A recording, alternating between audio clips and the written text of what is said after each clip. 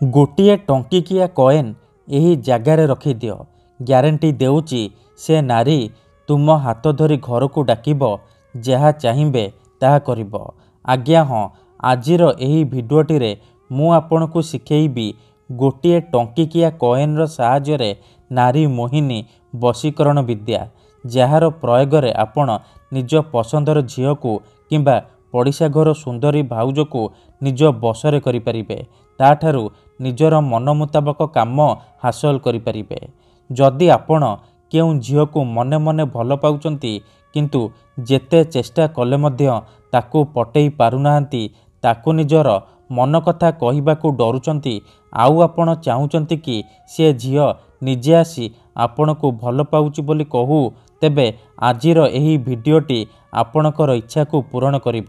काहेकि ना आजिर एही भिडियोटी रे मु आपण को शिखेबी गोटे टंकिकिया कॉइन रो साहाय्य रे झील पटेइबा पई वशीकरण विद्या विवाहिता नारी को पटेइबा पई वशीकरण विद्या जार प्रयोग रे आपण केउ भी झील बा विवाहिता नारी को मुहूर्तक भितरे निज बसरे करिपारिबे। आज्ञा हाँ टंकिकिया कॉइन रो एही वशीकरण प्रचंड महाशक्तिशाली वशीकरण यार प्रयोग केबे भी खाली जाएनी।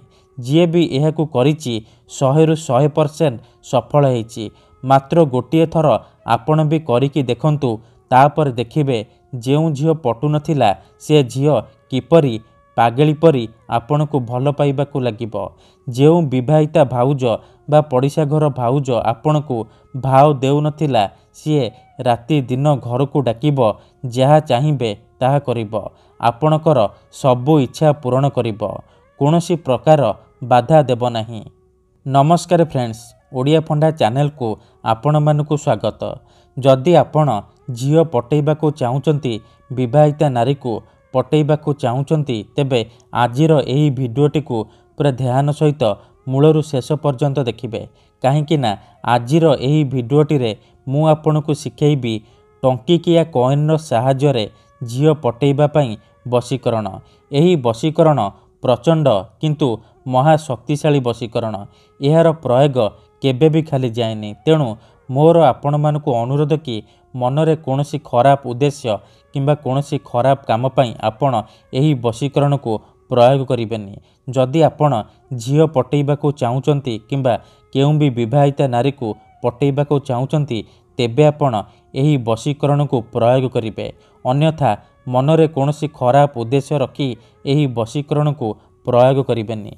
जदि आपण केउ झील को बहुत दिन होला भल पाउचंती हेले जेते चेष्टा कले मध्य ताकू पटेई पारुनाहांती ता पछरे गोड़ेई गोड़ेई निजर सबु समय सारी सारिलेनी किंतु से झील को पटेई पारुनाहांती तेबे गोटे टंकिकिया कॉइन यही जगार रखी दियंतु। ग्यारंटी देउची से झील निजे आसीब आपणक सहित कथा हेब आपण को भल पाउची बोली कहिबो। एही वशीकरण साहाय्य रे आपण सासु नणंद दियर भाउज काहाकू भी निज बसरे करिपारिबे। पड़िशा घर सुंदरी भाउज को पटेई ताठारु निजर मन मुताबक काम हासिल करिपारिबे। एही वशीकरण को केउ भी पुओ बा झील अति सहजरे करिपारिबे। बिना कोनोसी पैसा खर्च करी बिना कोनोसी परिश्रम करी निज घरे बसी बसी एही वशीकरण को अति सहजरे करिपारिबे आउ निज प्रेम को पाई पारिबे। ठीक अछि तेबे एही वशीकरण करिबा अति सहज। एहाकू आपण किपरि करिबे केमिति करिबे एहार प्रयोग विधि कौन मु आपण को बतेइबी। संपूर्ण प्रयोग विधि ठीक भाबरे बतेइबी। जानिबा पई मोर आपण मानकु अनुरोध कि आपण भिडियोटी को मूलरू शेष पर्यंत पूरा ध्यान सहित देखिबे। अधारू छाड़ी पळेइले किंबा काटी काटी देखिले आपण किछि भी बुझी परिबेनी। परे आपण कमेंट करिवे गुरुजी आपणकर वशीकरण काम करूनी। देखंतु मु आपण को सबु भिडियो रे कहूची जेउपरि आपण भगवान को मानुचंती भगवान को उपरे विश्वास रखिचंती निजर सबु दुख कष्ट असुविधा भगवान को जणाउचंती जदि से असुविधार समाधान न हैला तार माने नुहे कि भगवान नाहंती। सेही परी तंत्र मंत्र हुए वशीकरण काम करे किंतु एहाकू आपण को सिद्ध करने को पड़िबो। प्रयोग विधि को ଠିକ୍ ଭାବରେ କରିବାକୁ ପଡ଼ିବ। ମୁଁ ଆପଣଙ୍କୁ ଯେମିତି ବତେଇବି ଆପଣଙ୍କୁ ଠିକ୍ ସେହିପରି କରିବାକୁ ପଡ଼ିବ। ତେବେ ଯାଇ ମୁଁ ଆପଣଙ୍କୁ ଗ୍ୟାରେଣ୍ଟି ଦେଉଛି ଆପଣ ଯାହାକୁ ଚାହିଁବେ ତାକୁ ନିଜ ବଶରେ କରିପାରିବେ। ତେବେ ବଶୀକରଣ କରିବା ପୂର୍ବରୁ ଆଉ ଗୋଟିଏ ଛୋଟିଆ କଥା ଜାଣି ରଖନ୍ତୁ। ବଶୀକରଣ କ'ଣ ପାଇଁ କରାଯାଏ? ଯେତେବେଳେ ଆପଣ କାହାକୁ ନିଜଠାରୁ ଅଧିକ ଭଲ ପାଉଛନ୍ତି, ତା ବିନା ବଞ୍ଚିପାରିବେନି ଭାବୁଛନ୍ତି, ସେତେବେଳେ ଆପଣ ବଶୀକରଣ କରିପାରିବେ। କିମ୍ବା ଯଦି କେଉଁ ଲୋକ ବିନା କାରଣରେ ଆପଣଙ୍କୁ ହଇରାଣ କରୁଛି, ଆପଣଙ୍କ ଘର ପରିବାର ଉପରେ ଖରାପ ନଜର ପକାଉଛି, ଆଉ ଆପଣ ଚାହିଁକି ବି ତା'ର କିଛି କରିପାରୁନାହାନ୍ତି, ସେତେବେଳେ ଆପଣ ବଶୀକରଣ କରିପାରିବେ। କାହିଁକି ନା କେତେଥର ଏମିତି ହେଇଥାଏ କି ଆମର ଶତ୍ରୁ ପଇସାରେ ଆଉ ଶକ୍ତିରେ ଆମଠାରୁ ବଳବାନ ହେଇଥାଏ, ଆଉ ଆମେ ଚାହିଁକି ବି ତା'ର କିଛି କରିପାରୁନାହୁଁ। ଏହିପରି ପରିସ୍ଥିତିରେ ଆପଣ ବଶୀକରଣ କରିପାରିବେ। ତେବେ ବଶୀକରଣକୁ ଆପଣ ଭାବିଚିନ୍ତି ପ୍ରୟୋଗ କରିବେ।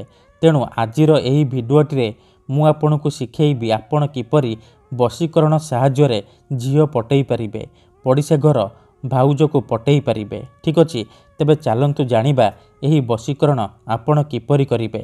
ବିଧିଟି ଜାଣିବା ପୂର୍ବରୁ ମୋର ଆପଣମାନଙ୍କୁ ଅନୁରୋଧ କି ଯଦି ଆପଣ ଆମ ଚ୍ୟାନେଲକୁ ନୂଆ ଆସିଛନ୍ତି, ତେବେ ଦୟାକରି ଚ୍ୟାନେଲକୁ ସବସ୍କ୍ରାଇବ୍ କରି ପାଖରେ ଥିବା ବେଲ୍ ଆଇକନ୍କୁ ମଧ୍ୟ ଦବାଇ ଦିଅନ୍ତୁ, ଯାହାଦ୍ୱାରା ଆମେ ଯେଉଁ ବି ଭିଡ଼ିଓ ଅପଲୋଡ଼ କରିବୁ ସର୍ବପ୍ରଥମେ ଆପଣ ଦେଖିପାରିବେ ଆଉ ତା'ର ଲାଭ ପାଇପାରିବେ।